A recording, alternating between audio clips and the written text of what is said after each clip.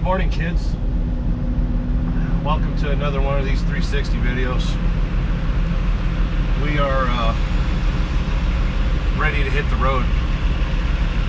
Feel free to scroll around and look out in the windows and stuff. We are parked at the end of an on-ramp. That's where I slept last night. Because, ran out of hours. If anyone ever tells you that there is a driver shortage,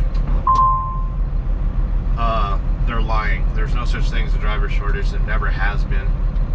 We have 535 miles to go, and we're starting our day off in a traffic jam. So, I'm sitting kind of off, so this is level right now. Hopefully the camera picks it up. But we are all pre-tripped,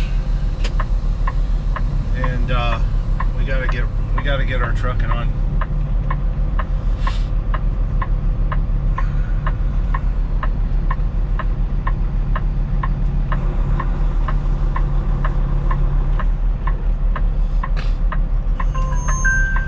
See if anyone will let me out.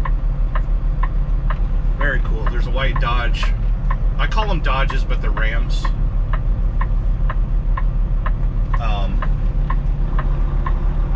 He let me on the freeway here. So, I guess it's okay that we have a little bit of a traffic jam here. Oh, good morning. It's 8:20 in the morning. It is 50 degrees outside. We're just north of Marion, Illinois.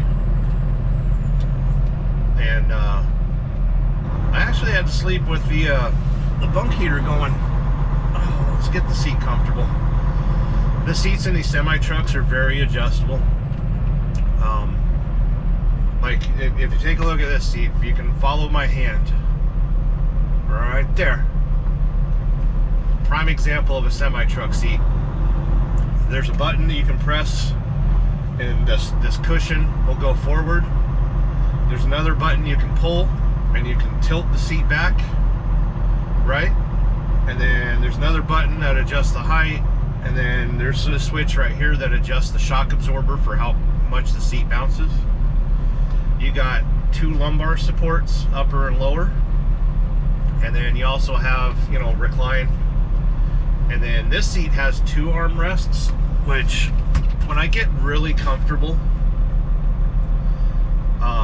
I like my truck to hug me when I drive.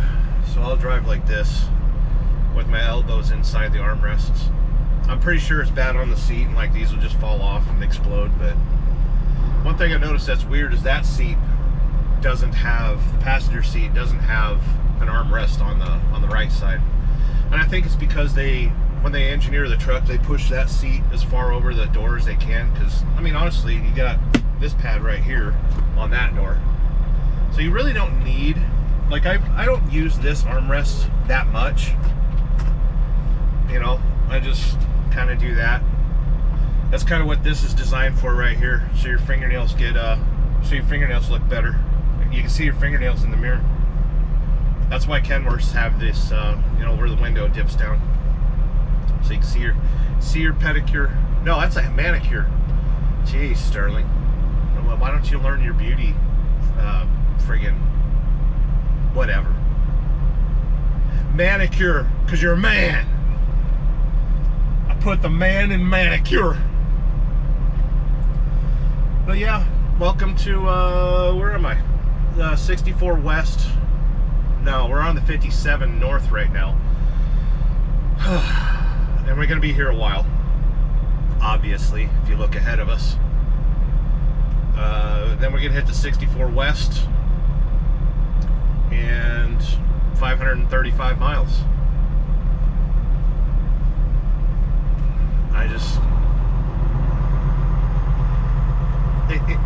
I could have avoided this by waking up like an hour earlier or 2 hours earlier and hitting the road. But thanks to our stupid hours of service, I have to put in a full 10-hour break. I can't just move the truck to a better area, get a couple hours of sleep, avoid the traffic. You know, I can't run efficiently because of the stupid computer. Like I woke up I didn't sleep very well because, you know, I'm sleeping next to traffic, and every car that went by hit these little, if you look out the windshield, there's rumble strips. So all night I was listening to brr, brr, brr, brr, you know, and people honking, and, you know, every truck that went by moved the air, so the cab's rocking all night. And yeah, I didn't sleep very well. So when I woke up at like 4 o'clock this morning, wide awake, you know, my body had had enough sleep, and it's like it wants to go.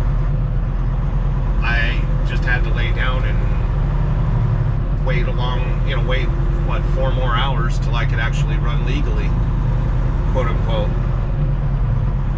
So you'll hear many truck drivers whine, bitch, and complain about hours of service, but it's just a necessary evil of the industry right now.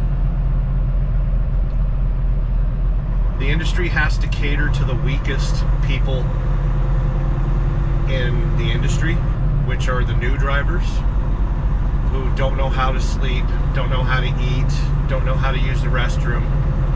And it's not a dig against new drivers. It's just you don't have the experience to know what your body can handle, you know.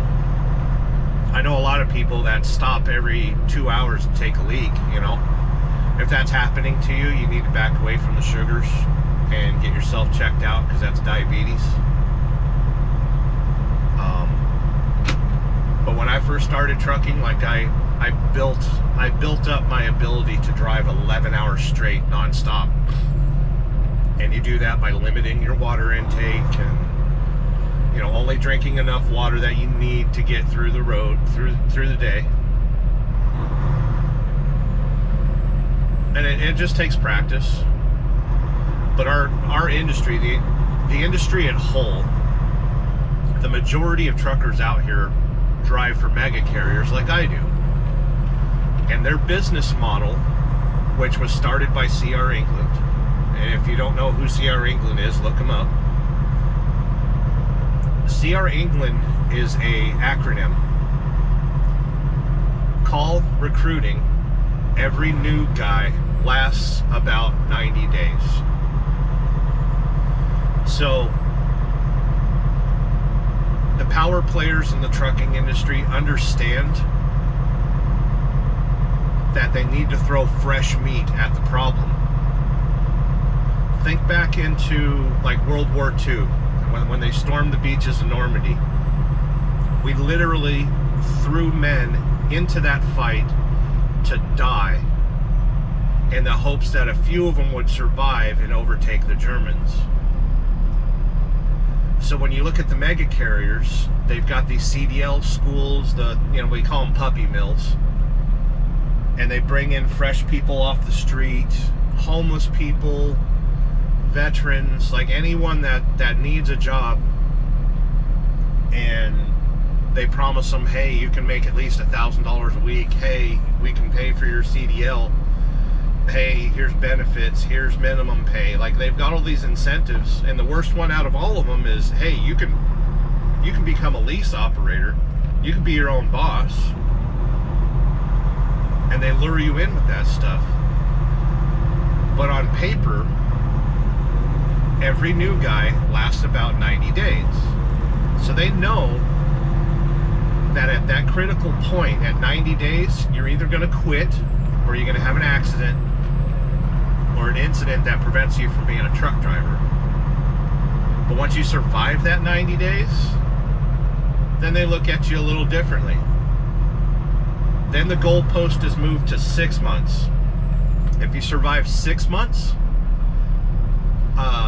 you can start applying at better companies and stuff like that. Or you can just keep trucking. But once that, and then again, the goalpost moves out to 2 years. Once you do 2 years at a mega carrier, doesn't matter who it is, as long as you keep your nose clean, your service record perfect, no incidents or accidents, right?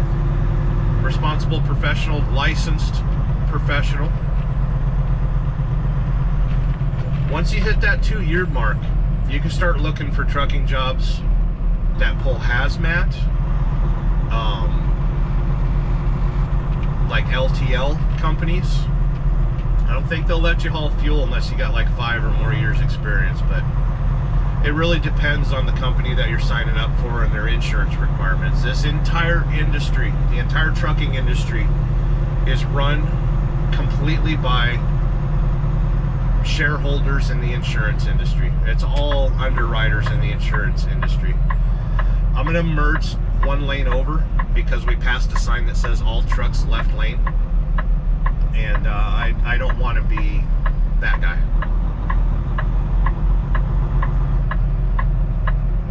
And we got a state trooper and an accident.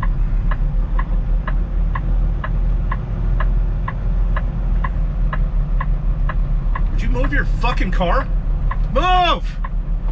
Dude! God damn it! Florida plates, you should know better.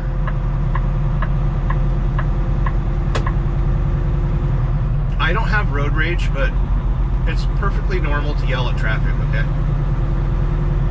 If I don't get it out of my system, then, you know, just saying. It's a terrible place to break down, man.